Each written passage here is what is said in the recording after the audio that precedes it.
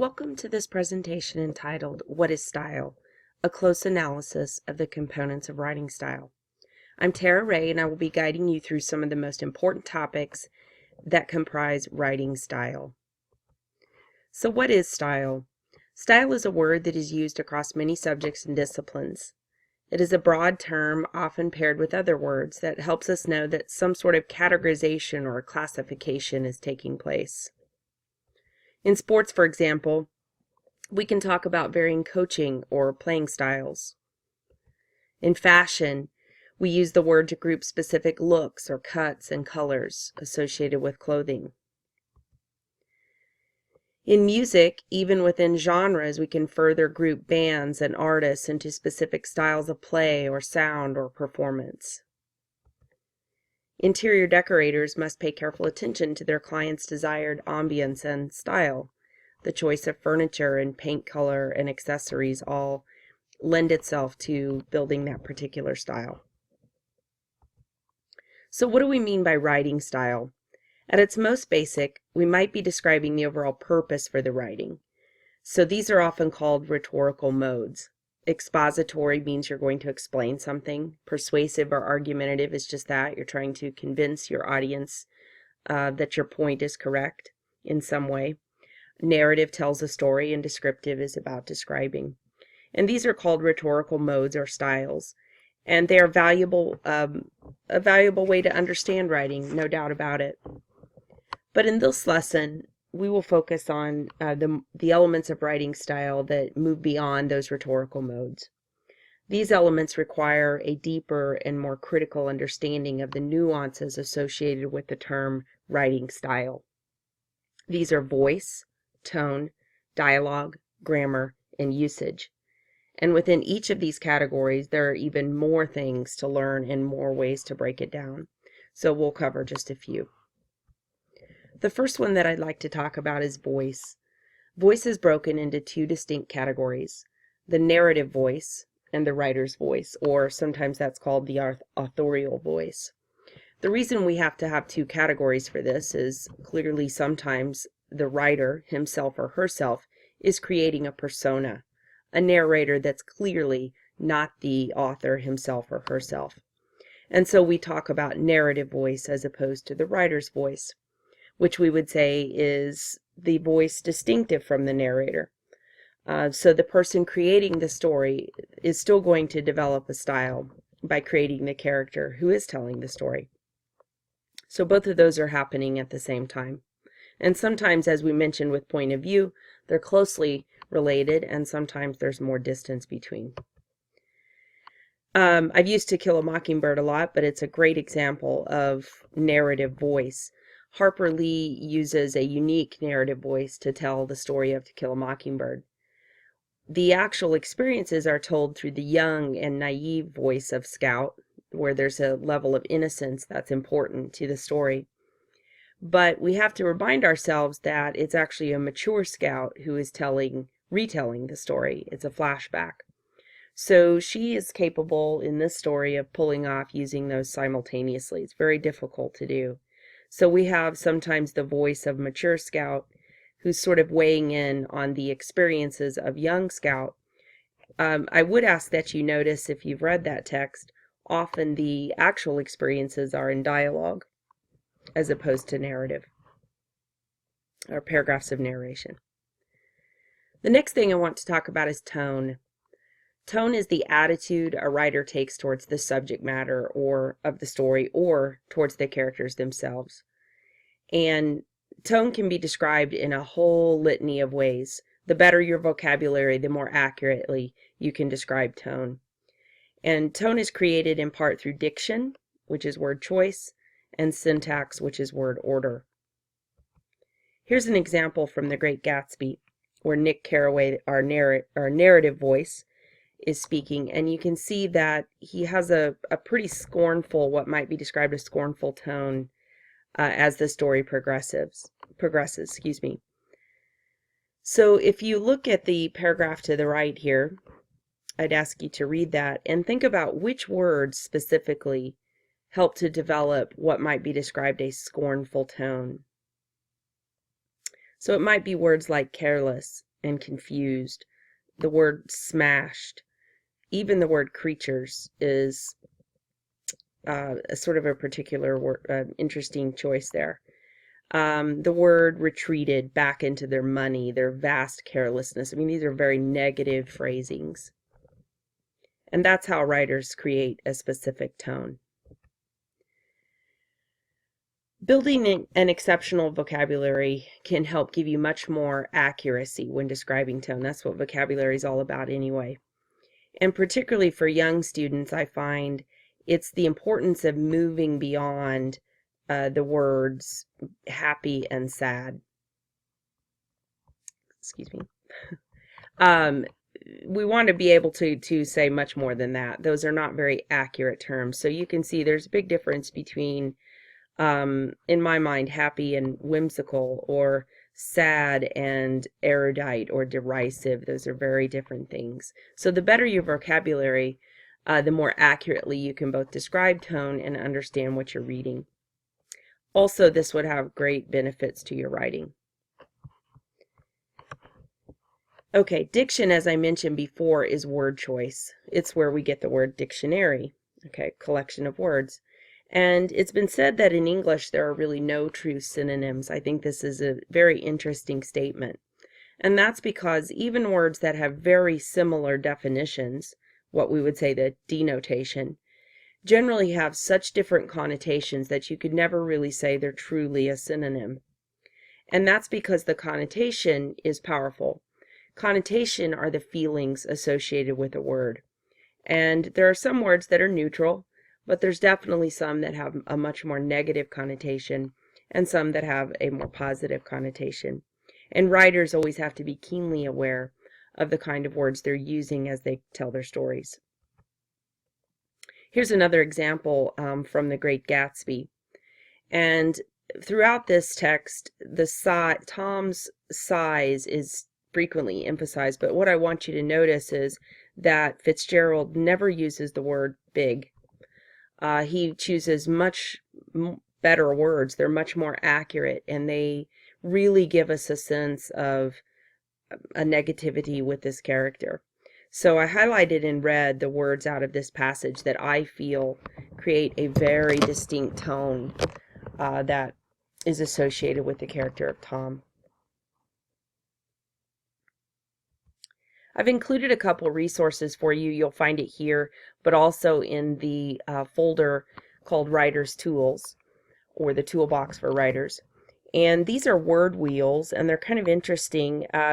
For example, this one emphasizes, if you want to get away from just the word go. And it gives a whole variety of then prepositions that you would use probably related to that verb, and gives you lots of ideas of how to vary your word choice. Same thing over here. These are all related to sort of popular emotions: fear, anger, disgust, sadness, happiness, and surprise. And it just allows you to sort of move away from those more typical words. And in my mind, vocabulary is all about accuracy. Sad is very vague, and a very different thing from feeling inferior. So although inferior is linked to sad, it's a completely separate emotion in my mind. So I think things like this are very helpful, and hopefully you'll find them that way for you as well. Let's talk a little bit about grammar. Grammar is actually a really pivotal part of creating style and tone, and it's also a huge part of dialogue. I always tell my students that you can't break the rules of grammar if you don't know the rules of grammar. So having a very, very deep and strong understanding of grammar can be very, very helpful, simply because then you clearly understand when you want to break those rules. You can't break rules that you don't know, or you're going to break them in the wrong way in creating errors. There's things that look more like errors rather than intentional choices. And that's the thing when you really look at a professional writer. You should be able to see that if rules are being broken, it's for a very, very clear reason or purpose. So things like syntax, which is sentence structure, usage, and mechanics can all impact the story. Where writers choose to create subordinate clauses or subordinate ideas or invert normal word order or create a speech pattern that can be associated with specific characters and thoughts. It's very important to help the reader identify a character or make judgments about that character, all under the control of the author. Here's an example of an American poet who's famous for his highly experimental approach to grammar that created sort of his own poetic language and certainly a very unique style. So a lot of students look at this and think, well, anybody could do that, but he was the first to do that, and that's a different thing. And it's fascinating if you really read much E. Cummings, the way he experiments with grammar. There are many, many resources available for you.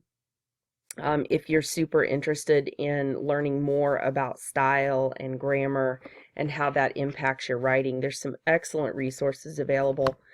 So I've put a few of them on here, and in one I'm getting ready to quote from, and it's this one. It was the best of sentences, it was the worst of sentences. Very, very brief, easy to read style book. This Elements of Style is probably the most famous. It's been around forever. And this Art of Styling Sentences is almost like a workbook. It just shows you sentence patterns and then asks you to imitate using your own words. And please don't be afraid of imitation. That's how many, many writers learn to write, is they look at sentence patterns or they imitate structures and styles that they like. That is a normal part of the writing process. It's a very different thing from plagiarizing. So imitating, modeling, is a very effective way to learn to write. Here's an example from It Was the Best of Sentences, It Was the Worst of Sentences. That shows you how a very skilled writer can use grammar and a deep understanding of language and usage in order to add to their themes and their storytelling. So we've read the portion of the novel, The Things They Carried by Tim O'Brien, who is adamant, if you read any interviews from him, that the story's not actually about Vietnam, but actually about words. And so it's definitely an exploration in how to use words, and it becomes difficult to tell as the story progresses what's a real and what's a reverie, and it's a very interesting book, and his style is really great to read, in my opinion. So this is a quote from this book, and I'll just read it to you. In a passage from Tim O'Brien's The Things They Carried, a passage seemingly dedicated to the mundane possessions like canned peaches and pocket knives that some soldiers hauled on their backs through a jungle during wartime. In the middle of this list-like passage appears this sentence: Ted Lavender, who was scared, carried tranquilizers until he was shot in the head outside the village of Tonquis in mid-April. Then, after 7 sentences of information like how much the soldiers' helmets weighed and the material that lined their ponchos, O'Brien tosses in, quote, in April, for instance, when Ted Lavender was shot, they used his poncho to wrap him up, then carry him across the paddy, then lift him into the chopper that took him away. So, if you'll look at this, Lavender's death is actually a part of a subordinate clause twice. And clearly O'Brien is doing this on purpose, and it does have a tremendous effect, as the writer mentions here. What it does is it places the significance of life compared to everything else in a secondary position in the case of war. And so, we're sort of hit with this death the way a soldier might be hit with it out of nowhere, right? And so it's a very effective use of grammar to accentuate the themes of the story itself. It's really brilliant. So I just hope this inspires you and encourages you to see how connected grammar can be to the writing itself. Let's talk a little bit about dialogue, what it should be and what it should not be. So dialogue, of course, is when your characters start talking to each other within a story. It's meant to reveal emotion. It should draw the reader into that character's lives and thoughts. And it also can be something that we're meant to judge the character on, just as we do in real life. It can also hint or tell of coming events. It can illuminate a theme. It can increase pace. It can make it funny. It can reflect some sort of change in emotion or the lifestyle of the characters. But bottom line is, what the best dialogue achieves is what nothing else can. And that's a conversation that sounds spontaneous and not contrived. And that's, of course, much easier said than done. Here's what dialogue should not be. It should not summarize what should be action, something that should be exciting. You wouldn't want dialogue to just force feed information to the reader or ramble on. That's the worst kind of dialogue, where we're not learning anything new or nothing's being achieved through the dialogue. Here's another, I think, pitfall sometimes that students and young writers fall into. Dialogue does not have to sound exactly like real speech. In fact, you wouldn't want it to most of the time. Because although the occasional interruption or ramble or repetition or stutter, it has its place within writing, you would want to use those things very, very carefully and purposely in fiction writing, so that your reader doesn't become bored with the conversation, just as we might in real life. John Steinbeck, American author, is considered a master at dialogue. And if you've not read Of Mice and Men, you might in a upcoming class, but he actually called it a drama of the mind. And so I think for him, he certainly envisioned this story happening in almost on a stage, but the stage is in your mind. And definitely when you read the text, it's dominated by dialogue, and it's dialogue that literally comes off of the page. You can hear it. You can hear the characters saying that. And of course, he makes use of dialect, which we're going to talk about in a minute. Okay, part of dialogue you need to understand is separate from the term dialect. Dialect is defined as a particular form of a language, and it's usually something associated with a region or a social group. And it's going to have some words and grammar and pronunciation that are definitely different from other parts of the country or other social groups. Sometimes that's referred to as vernacular. And dialect is one way that authors develop a style and tone. So a character's dialect is just one other way, just as in real life with real people, that we judge a character's intelligence, sometimes their overall personality. Also, though, dialect can really add authenticity to a story setting. So if a story takes place in a very specific part of the world or region in the country, the author would want to reflect the way the people there actually sound. So it can definitely add authenticity to the setting. Here's an example from Garrison Keillor, who does the Prairie Home Companion, if you're familiar with that or listen to NPR. Sometimes that program is syndicated. And he uses here two men who have a Norwegian accent, but they're speaking English, and it sort of adds to the joke. He's a comedic writer and performer, so I'll let you take a look at that. But this is one example of a writer using dialect.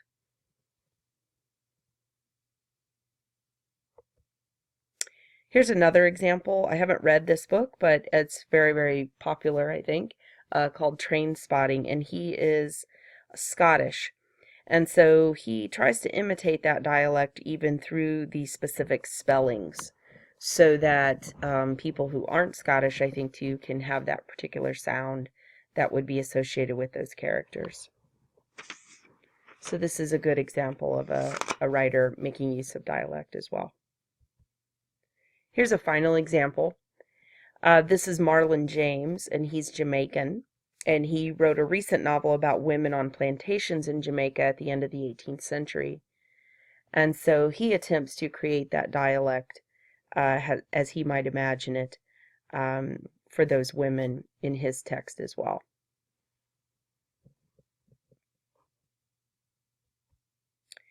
All right, I want to make sure you understand the term idioms. Idioms can also lend authenticity, sometimes to a particular region or country.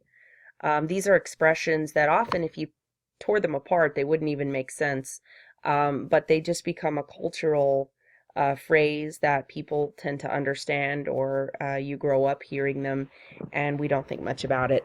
Sometimes this can create an issue if you're learning a foreign language, or certainly learning English as a second language. Idioms can make things very difficult because they're very nonsensical when you think about them. Idioms are closely associated sometimes with dialect and vernacular, and can be an important part of an author's voice, or the narrative voice, or the characters' voices. Here's an example within The Great Gatsby again. So the phrase, "I've got my hands full," really doesn't make much sense. I mean, it does have a literal meaning here, but if you break it down into the context even, it wouldn't be meant to be taken literally. Of course, we know that that means I'm busy. Here's some other examples of idioms. Hit the hay, on your high horse, through the grapevine, a couch potato, green with envy, he's the top banana. So these are all good examples of idioms and what those phrases look like. Jargon is another term that's important to understand, and it's related to dialogue.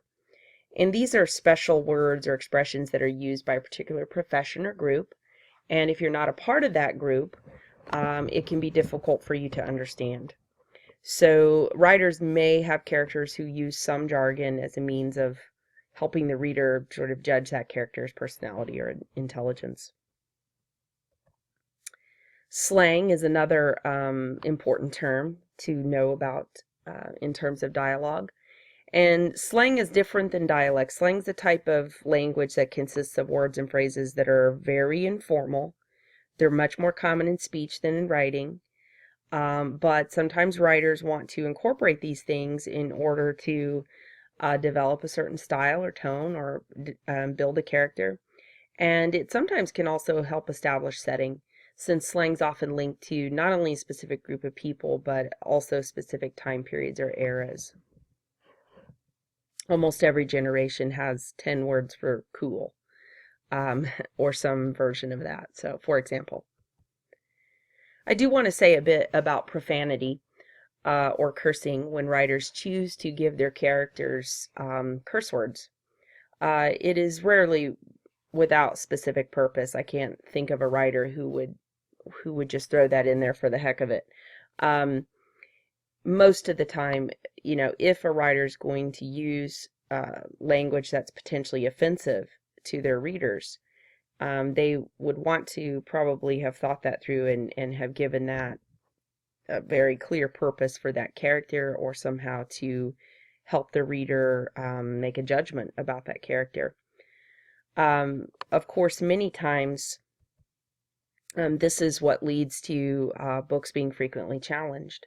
So I wanted to include this. Every year, the American Library Association will put out a list of the most frequently banned and challenged books of that year. And over the course of history, I just kind of put the top of the list here in the upper right-hand corner. You can see these books are consistently challenged for one reason or another. And the reasons can vary. Sometimes it's violence, sometimes it's people will say it's anti-government, anti-family. Sometimes it's sexual content, it's drug and alcohol use, and sometimes it's language. So certainly you can see To Kill a Mockingbird here, number 4. And in that book, Harper Lee chooses to use the N-word 48 times.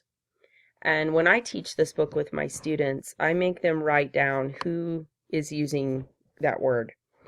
And what you begin to see if you've read the book is that over the course of the novel, when you look at the list of characters who choose to use that word in their speech, they're usually either children who are parroting adults, and not or members of that actual community who are using it for a different reason. Or you have, generally speaking, gossips, the most poorly educated in the town, or people who are just out and out racists. So certainly I think Harper Lee, when she gives that word to a character, in large part, we are certainly not supposed to walk away thinking that that's a positive thing. And I think it's very, very important when you read a book with profanity to stop and ask, what is the author's purpose here? In that case, I feel that any other reading, is kind of missing her point. She certainly does not give that word to positive characters throughout the text, for the most part. All right, let's talk a little bit about rhythm. Rhythm is sort of the beat or the pacing of the written word. This is also an important part of a writer's style and tone and dialogue as well. Most of the time, authors will try to vary their sentence length and patterns, and that controls or creates a specific rhythm. If I wanted a choppy rhythm or something that's brash or harsh, or maybe my characters are fighting, I would probably use shorter and more simple sentences. Longer sentences can have the opposite effect and create something much more smooth or a flow. Fragments are often intentionally used, obviously, with dialogue, because very rarely are we all the time speaking in just perfectly complete sentences. So most of the time, writers who choose to use fragments are wanting to more closely resemble the sound and pattern of natural speech. Sometimes things like repetition or alliteration, assonance, rhyme, punctuation all affect rhythm as well. Dashes, for example, versus an ellipse, an exclamation point versus a period, can all affect the way we read in our mind or out loud.